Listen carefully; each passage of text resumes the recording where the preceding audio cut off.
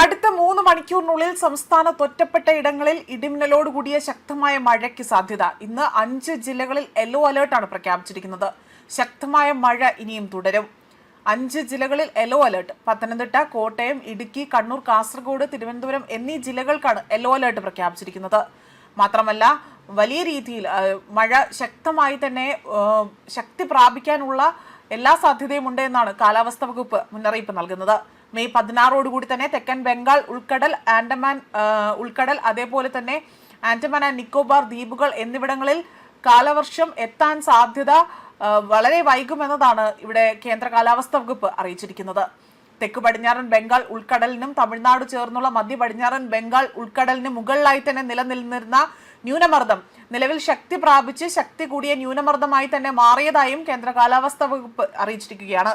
May 13 മുതൽ 16 വരെ കേരളത്തിൽ ഒറ്റപ്പെട്ട ഇടങ്ങളിൽ ഇടിമിന്നൽ അതുപോലെ തന്നെ കാറ്റോടുകൂടിയ ശക്തമായ മഴയ്ക്കാണ് സാധ്യത. അടുത്ത 5 ദിവസത്തിൽ കേരളത്തിലും മാഹിയിലും ഒറ്റപ്പെട്ട ഇടങ്ങളിൽ ഇടിമിന്നലോടുകൂടിയ മഴയ്ക്കും മണിക്കൂറിൽ 30 മുതൽ 50 കിലോമീറ്റർ വരെ വേഗതയിൽ വീശിയടിക്കാവുന്ന ശക്തമായ കാറ്റിനും സാധ്യതയുണ്ട് എന്നതാണ് കേന്ദ്ര കാലാവസ്ഥാ വകുപ്പ് അറിയിച്ചിരിക്കുന്നത്. ശക്തമായ മഴ കണക്കിലെടുത്ത് വിവിധ ജില്ലകളിൽ കേന്ദ്ര കാലാവസ്ഥാ വകുപ്പ് യെല്ലോ അലേർട്ട് പ്രഖ്യാപിച്ചു. ഇന്ന് പത്തനംതിട്ട, കോട്ടയം, ഇടുക്കി, കണ്ണൂർ, കാസർഗോഡ് ജില്ലകളിലും നാളെ ഇടുക്കി, എറണാകുളം, മലപ്പുറം, കോഴിക്കോട്, കണ്ണൂർ, കാസർഗോഡ് ജില്ലകളിലും വരുന്ന ദിവസങ്ങളിൽ പാലക്കാട്, മലപ്പുറം, കോഴിക്കോട്, വയനാട്, കണ്ണൂർ, കാസർഗോഡ് ജില്ലകൾക്കുമാണ് ഇപ്പോൾ ഏകദേശം മഞ്ഞ അലേർട്ട് പ്രഖ്യാപിച്ചിരിക്കുന്നത്. ഒറ്റപ്പെട്ട ശക്തമായ മഴയുള്ള സാധ്യതയാണ് പ്രവചിക്കപ്പെടുന്നത്.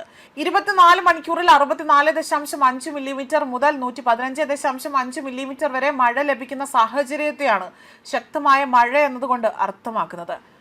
മിന്നലിനും കാറ്റിനും തീവ്ര മഴയും ഒരുമിച്ചെത്തുന്ന ഈ ഒരു മെയ് മാസം മധ്യ കേരളത്തെ സംബന്ധിച്ച് ഏറ്റവും അപകടകരമായ മാസമാണ് എന്നതാണ് പഠന റിപ്പോർട്ടുകൾ സൂചിപ്പിക്കുന്നത്. തീവ്ര മഴ മൂലമുണ്ടാകുന്ന മിന്നൽ പ്രളയമാണ് മറ്റൊരു ഭീഷണി.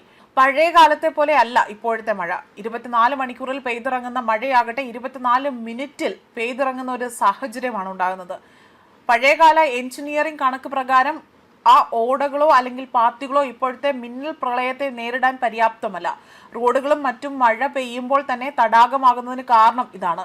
മുൻകാലങ്ങളിൽ പുരയിടങ്ങളിലും നീർത്തടങ്ങളിലും പാടങ്ങളിലും തോടുകളിലും അവിടെ ഏറെ നേരം ഈ വെള്ളം തങ്ങി നിൽക്കുകയും അത് മണ്ണിലേക്ക് തന്നെ ഊർന്നിറങ്ങുകയും ചെയ്യുന്ന ഒരു സ്ഥിതിവിശേഷമുണ്ട്. എന്നാൽ ഇപ്പോൾ വീടുമുറ്റങ്ങൾ പോലും ടൈലിട്ട് അടിച്ചു നിരത്തിയിരിക്കുന്നതിനാൽ തന്നെ മണ്ണിലേക്കുള്ള മഴവെള്ളത്തിൻ്റെ ആ ഒരു തോത് ഇറങ്ങുന്നത് ഇല്ലാതായിരിക്കുകയാണ്.